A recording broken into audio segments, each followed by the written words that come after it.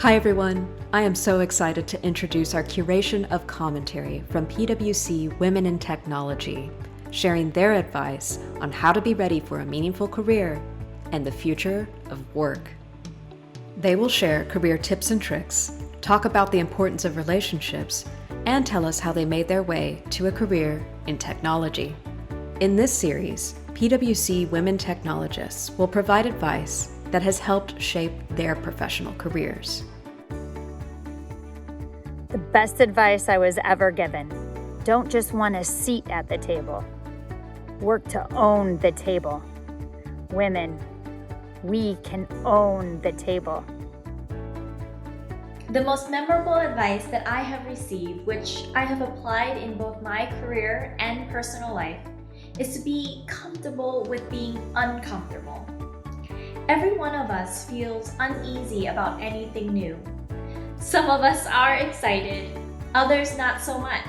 But anything new on day one is always uncomfortable at first. As we learn, grow, and stumble along the way, we are in fact improving ourselves. So being uncomfortable is a good thing. It means you are challenging yourself and continuing to grab opportunities as you advance in your career. Remember, things that make you uncomfortable will one day become familiar. Enjoy it for a little while, but not for too long. Stay motivated. A piece of advice that I've had within my career is that your career really isn't a marathon, but rather a bunch of little sprints. And if you think of your career as a bunch of sprints, there's opportunities to learn from your mistakes and continue to grow. If you were to view your entire career as a marathon, things could become very boring. And in fact, every single day shouldn't be the same, just as every mile shouldn't be the same. One of the most memorable pieces of advice I have received regarding having a smooth path forward is from one of the leading women in the tech industry right here in Grace Hopper. Surprisingly, the advice was more about making a very important personal choice, which will go a long way in advancing a woman's career. While attending GHC as a young graduate student, this particular advice had a very profound impact on me. It was about choosing a supportive partner, one who would see your career goals as equally and as importantly as theirs. It was definitely a very important advice to me that helped shape my choices and will have an impact on my career for a long time. My advice is to have a path but be flexible, whether that means taking an alternative track or going about a different pace. Perhaps it's taking a role outside of your competency.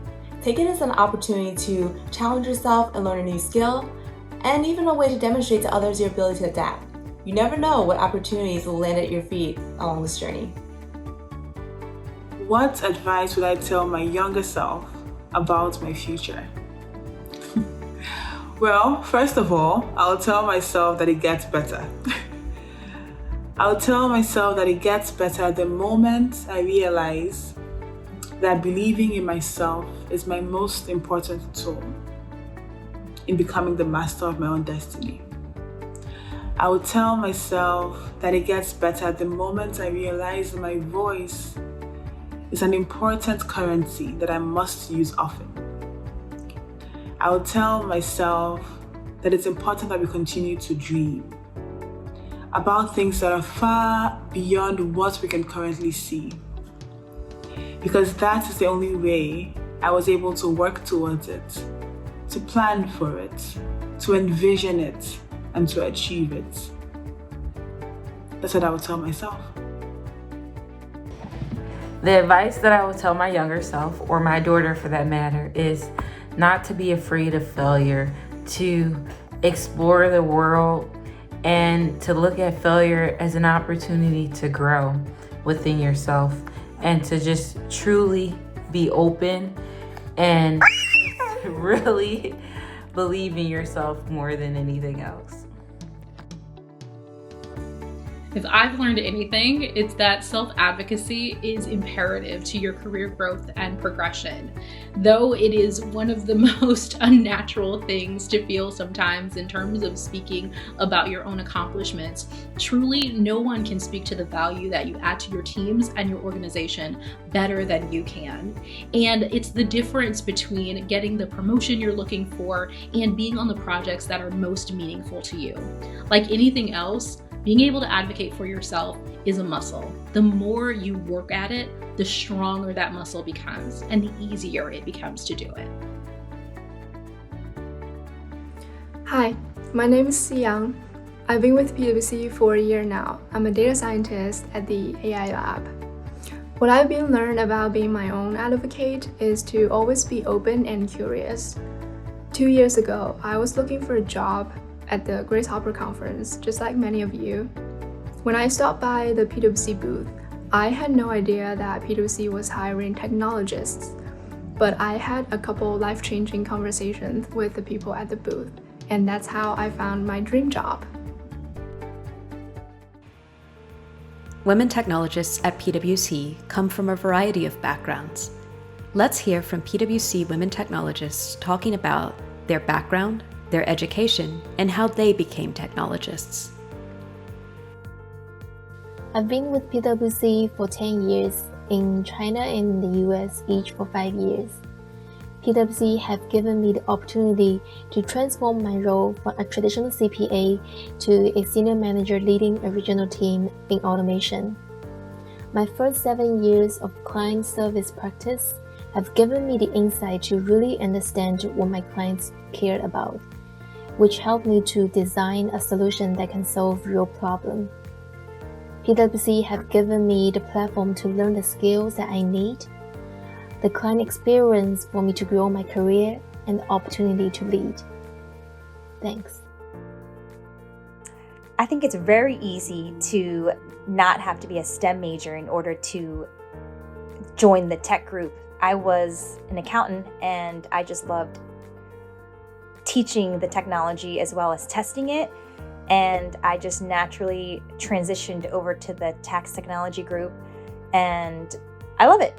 I get to test the applications, continue talking to my client service teams while helping them out as much as I can. In your experience, is it possible for somebody to transition to a more technical role without a traditional STEM background? Yes, this is absolutely possible.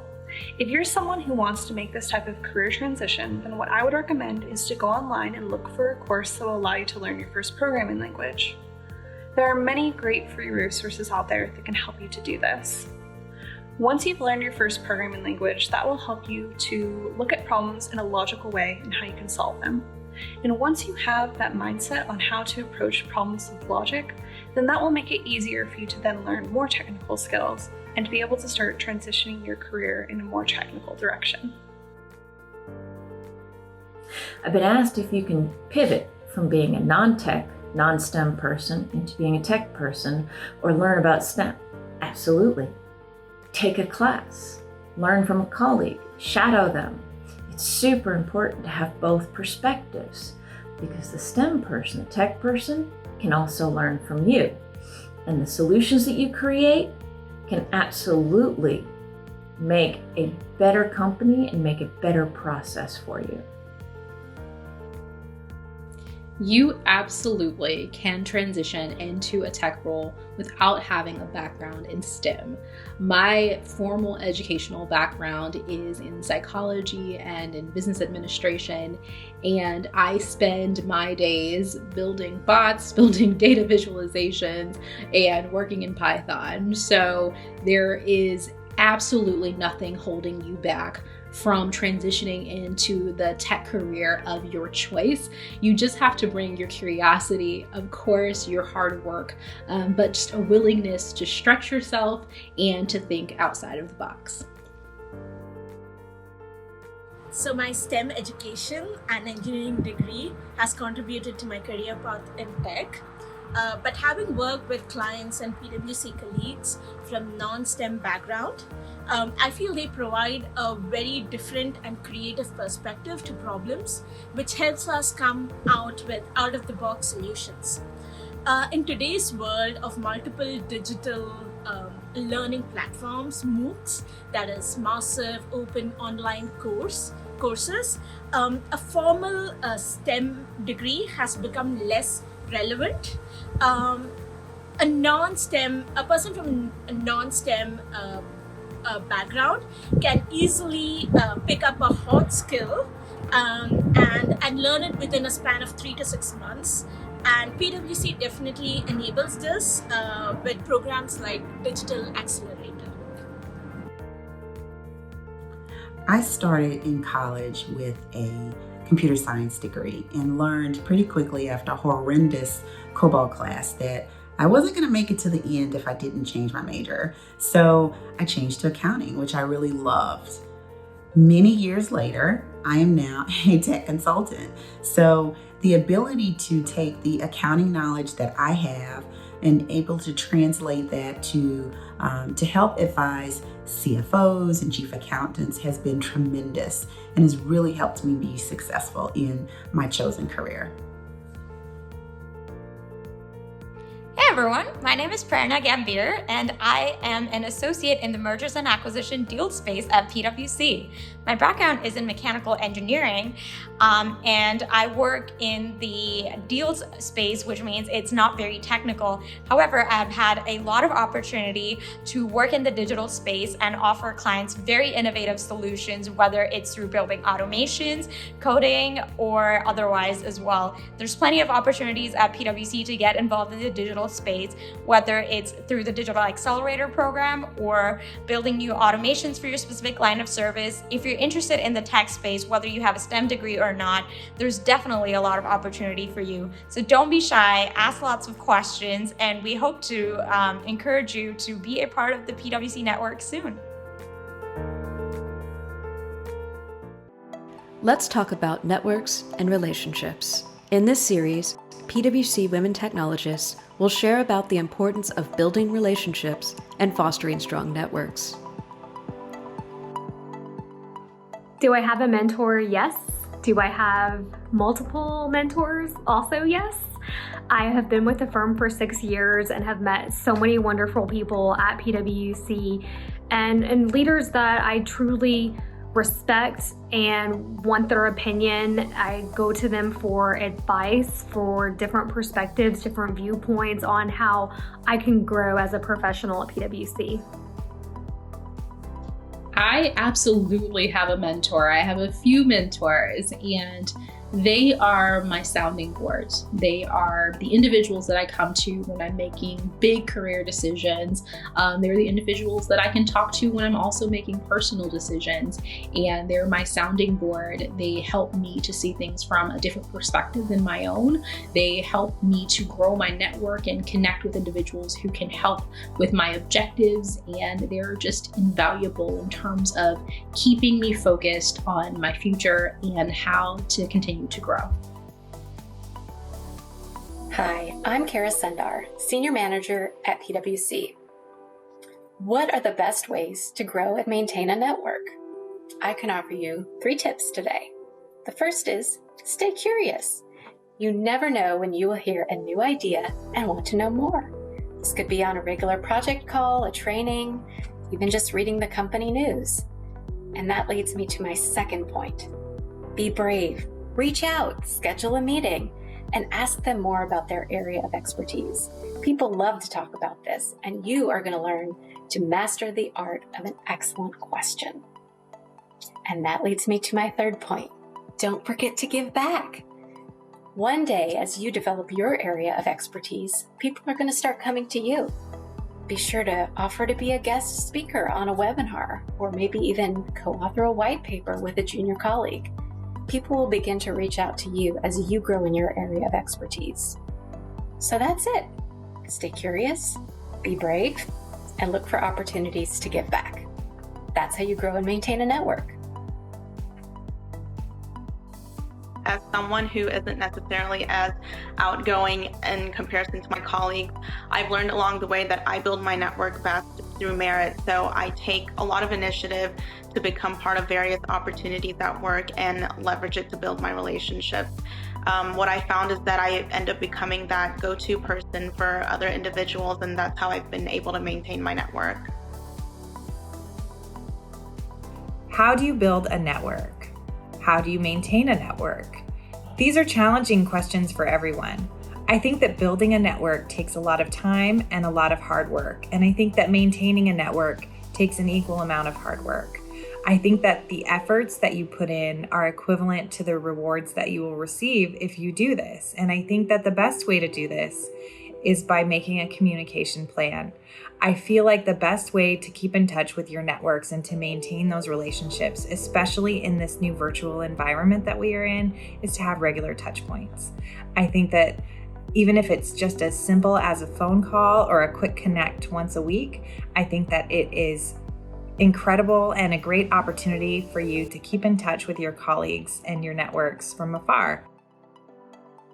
Having an internship has truly shaped my career and my journey, because what I was able to do was get into the field and understand what it was that I did like and very much what I was that I didn't like.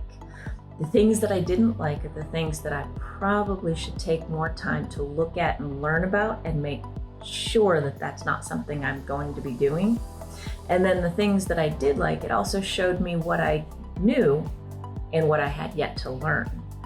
And many times that helped me find what classes or what new experiences or a different internship to look at in order to gain knowledge and broaden my horizons. Internships have really shaped my path forward. And a lot of times it is because what you learn about yourself and what you learn about the field that you're looking at.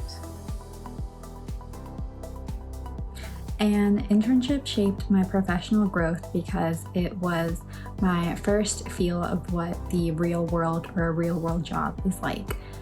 Before I had just worked in school on group projects, but in the professional world, I was working with a team to meet deliverables, and I was learning from different people who had different skill sets, and was reporting to people like my manager, senior manager, director, and so on. So it really gave me a sense of what it's like once you start working. And I think it was definitely a great experience because it prepared me for when I started my job full time.